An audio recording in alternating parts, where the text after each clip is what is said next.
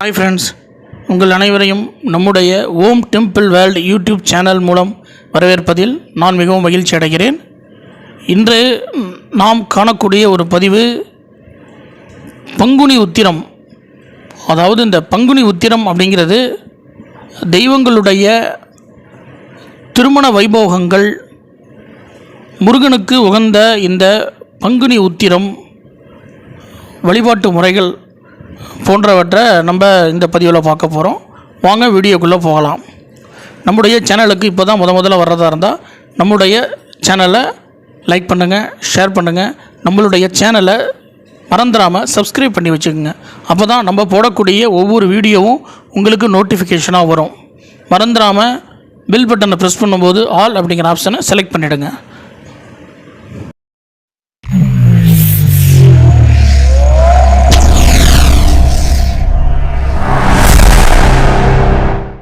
வணக்கம் நண்பர்களே. நம்ம இன்றைக்கி பார்க்கக்கூடிய பதிவு பார்த்திங்கன்னா பங்குனி உத்திரத்தை பற்றி தான் இன்றைக்கி நம்ம பார்க்க போகிறோம். இந்த பங்குனி உத்திரம் முருகப்பெருமானுக்கு மிகவும் சிறப்பாக சொல்லக்கூடிய ஒரு நாள் அப்படிங்கிறது நம்ம எல்லாருக்கும் தெரியும். அன்னைக்கு அது முருகனோட சிறப்புகள் இல்லாமல் இன்னும் சில சிறப்புகள் இந்த பங்குனி உத்திரத்திற்கு இருக்குது. நம்ம பெரிதாக எண்ணக்கூடிய இந்த பங்குனி உத்திரத்தில் பல தெய்வங்களுடைய திருக்கல்யாணங்கள், பல ஒரு அற்புதமான விஷயங்களும் இதில் நடந்திருக்கு. அது என்னென்ன அப்படிங்கிறத நான் ஒன்று ஒன்றா உங்களுக்கு சொல்கிறேன். நீங்கள் அதன் மூலிமா இதை தெரிஞ்சுக்கலாம். அதற்கப்புறமா நம்ம இந்த பங்குனி உத்திர விரத முறையை எப்படி மேற்கொள்வது, என்னைக்கு இந்த பங்குனி உத்திரத்தை நம்ம கடைபிடிக்கிறது அப்படிங்கிறத விளக்கமாக உங்களுக்கு நான் இதன் மூலமாக தெரியப்படுத்துகிறேன். முதல்ல இந்த பங்குனி உத்திரம் முருகப்பெருமான் தெய்வானை தாயை திருக்கல்யாணம் பண்ணிக்கிட்ட நாள் இந்த பங்குனி உத்திரம். அதனால தான் முருகனுடைய ஆலயங்களில் திருக்கல்யாணம் செய்வாங்க. அது நம்ம எல்லாருக்கும் தெரியும். அது மட்டும் இல்லாமல் பரம்பொருளான சிவபெருமானுடைய துணைவியார் பார்வதி தாயாரும் அவங்க 2 பேருக்கும் பர்வதராஜன் அப்படிங்கிற ஒரு தவத்தால் பத்மத்தில் பார்வதி தேவி தாயார் அவதரித்து சிவபெருமான் பார்வதி தாயை கல்யாணம் செய்து கொண்ட நாள் இந்த பங்குனி உத்திரம் அப்படின்னு சாஸ்திரங்கள் குறிப்பிடப்பட்டுள்ளது. அது மட்டும் இல்லாமல் ஸ்ரீரங்கத்தில் இருக்கக்கூடிய அரங்கநாதர் ஆண்டாள் நாச்சியாரை திருக்கல்யாணம் செய்து கொண்ட நாளும் இந்த பங்குனி உத்திர நாள் தான் அப்படிங்கன்னு சாஸ்திரங்களில் குறிப்பிடப்பட்டிருக்கு. மிகவும் சிறப்பாக மகாலட்சுமி திருமால் மார்பில் மகாலட்சுமி தாயார் உறையும் பாக்கியம் பெற்ற நாள் இந்த பங்குனி உத்திர நாள் அப்படிங்கிறதையும் சாஸ்திரங்கள் குறிப்பிடப்பட்டிருக்கு. அது மட்டும் இல்லாமல் செல்வத்தை அள்ளி கொடுக்கக்கூடிய மகாலட்சுமி தாயார் அவதரித்த நாளும் இந்த பங்குனி உத்திர நாள் தான் அப்படின்னும் சாஸ்திரங்களில் குறிப்பிடப்பட்டிருக்கு. அது மட்டும் இல்லாமல் உலகத்தில் உள்ள அனைத்து வைணவ ஆலயங்களில் திருமாலும் தாயாரும் திருமண கோலத்தில் காட்சி கொடுப்பாங்க. அவங்களுக்கு நிறைய விழாக்களும் பூஜை அலங்காரங்கள், அபிஷேகங்கள், நிறைய உற்சவங்களும் வைணவ ஆலயங்களில் இந்த பங்குனி உத்திரத்தன்னைக்கு நடக்கும்.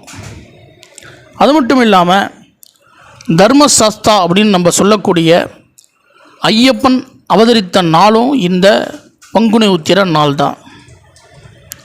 அதற்கப்புறமா வில்லுக்கு உரித்தான அர்ஜுனன் பிறந்த நாளும் இந்த பங்குனி உத்திர நாள் தான். இந்த பங்குனி உத்திரத்திற்கு நான் இப்போ சொன்ன அனைத்து சிறப்புகளும் இருக்குது. அதனால தான் இந்த பங்குனி உத்திரத்தை மிகவும் சிறப்பாகவும் பெரிய ஒரு விழாவும் சொல்லப்படுது. இந்த பங்குனி உத்திரத்தன்னைக்கு அனைத்து சிவாலயங்கள்லேயுமே சிவபெருமானையும் பார்வதியும் திருக்கல்யாணம் செய்து வைப்பாங்க. திருமண கோலத்திலையும் காட்சி தருவாங்க. அதாவது குளிர்காலங்கள் மாசி மகத்தோட முடிஞ்சு வெயில் காலங்கள் கோடைக்காலம் ஆரம்பிக்கிறதுக்கு உண்டான ஒரு அறிகுறி தான் இந்த பங்குனி மாதம் அப்படின்னு சொல்லப்படுது. இந்த பங்குனி மாதத்திற்கு இன்னொரு சிறப்பு என்ன அப்படின்னு சொன்னால், இந்த கோடை காலத்தில் அனைத்து தெய்வங்களையும் குளிர்விக்கக்கூடிய ஒரு மிகப்பெரிய சிறப்பான முன்னுதாரணமாக இருக்கக்கூடிய ஒரு முன் விழா தான் இந்த பங்குனி உத்திரம் அப்படின்னு சொல்லப்படுது. ஏன்னா அனைத்து முருகன் ஆலயங்களிலும் முருகப்பெருமானுக்கு குடம் குடமாக பாலால் அபிஷேகம் பண்ணுவாங்க. இந்த பங்குனி உத்திரத்தன்னைக்கு நம்ம செய்யக்கூடிய சில விஷயங்கள் இருக்குது.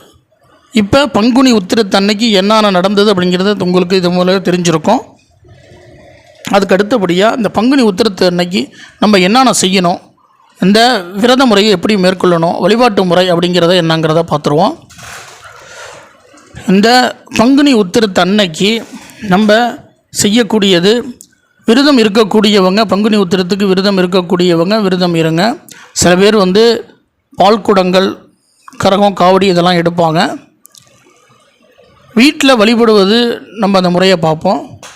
உங்கள் வீட்டில் இருக்கக்கூடிய அனைத்து சுவாமி படங்களையும் சுத்தம் செய்து தண்ணீர் வைத்து, அதற்கப்புறமா சிறிது மஞ்சள் நீர் எடுத்து அதையும் சுத்தம் செய்து சந்தனம் குங்குமம் வைத்து பூவால் அலங்கரித்து, கண்டிப்பாக ஒரு முருகன் படம், வள்ளி தெய்வானையோடையும் இருக்கலாம், இல்லை முருகன் தனியாகவும் இருக்கலாம், வள்ளி தெய்வானையோடு இருக்கிறது மிகவும் சிறப்பு.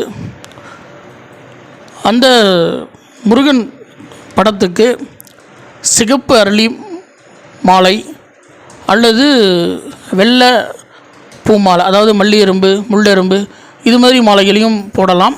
அது அன்னைக்கு பங்குனி உத்திரத்தன்னைக்கு மிகவும் சிறப்பு. முடியாதவங்க உங்களால் முடிந்த எந்த மலர்களையும் நீங்கள் பயன்படுத்தி இந்த பூஜையை மேற்கொள்ளலாம். வெற்றிலை, வாழைப்பழம், பாக்கு, அதற்கப்புறமா தெய்வத்துக்கு ஒரு பிரசாதம் சர்க்கரை பொங்கல் நைவேத்தியம் வைத்து கொள்ளுங்கள். கண்டிப்பாக ஒரு டம்ளர் பால், அதில் நாட்டு சர்க்கரை இல்லை தேன் கலந்து முருகப்பெருமானுக்கு வைங்க, அது அவருக்கு ரொம்ப பிடிக்கும். இந்த பூஜையை மேற்கொள்வது நம்ம வீட்டில் திருமணம் ஆகாமல் இருக்கக்கூடிய ஆண் அல்லது பெண் இருபாலரில் யாராவது கல்யாணமாக இருக்கக்கூடியவங்க, இல்லை சில பேர் வீட்டில் ஆண் பெண் 2 பேருக்குமே அண்ணன் தங்கச்சியாக இருப்பாங்க, இல்லை அக்கா தம்பியாக இருப்பாங்க.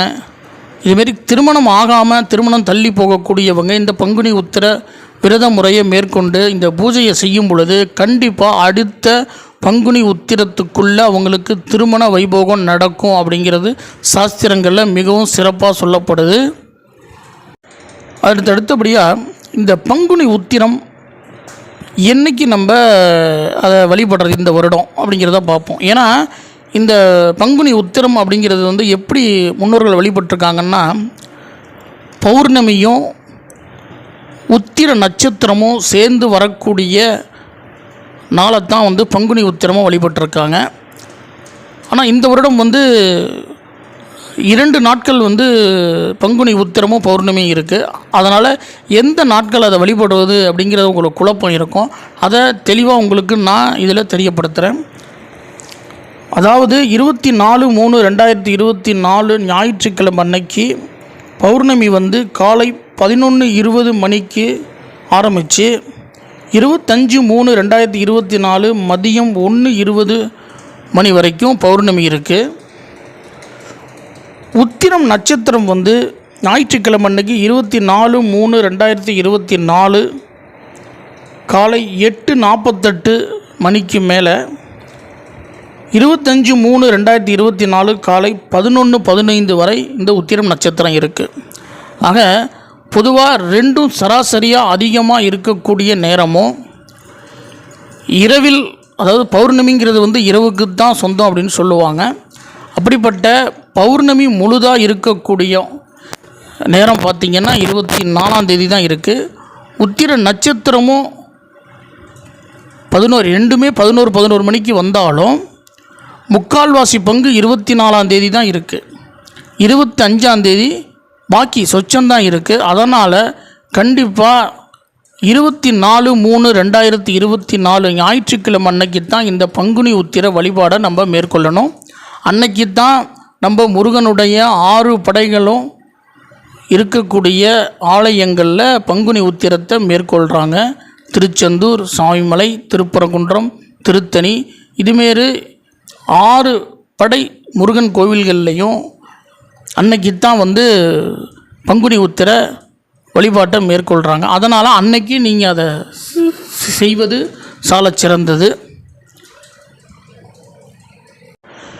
இந்த பூஜையை மேற்கொண்டுட்டு நான் ஏற்கனவே உங்கள்கிட்ட சொன்னேன், திருமணம் ஆகாமல் இருக்கக்கூடியவங்க இந்த வழிபாடை மேற்கொள்வது அவங்களுக்கு சிறப்பு அப்படின்னு சொன்னேன்.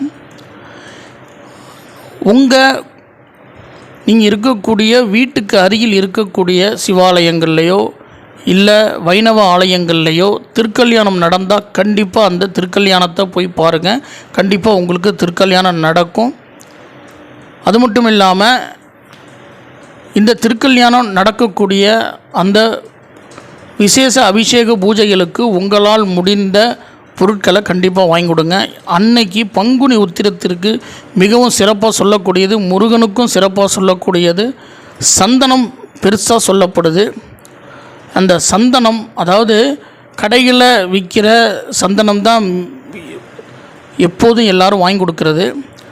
உங்கள் அருகில் உங்கள் ஊரில் யாராவது சந்தனம் அரைச்சி பன்னீர், பச்சை கற்பூரம், குங்குமப்பூ கலந்து சந்தனம் உங்களுக்கு கிடைச்சா அதை நீங்கள் முருகனுக்கு படைக்கும் பொழுது அது இன்னும் மிக சிறப்பு அப்படின்னு சொல்லி சாஸ்திரங்களில் மிகவும் துல்லியமாக எழுதப்பட்டிருக்கு.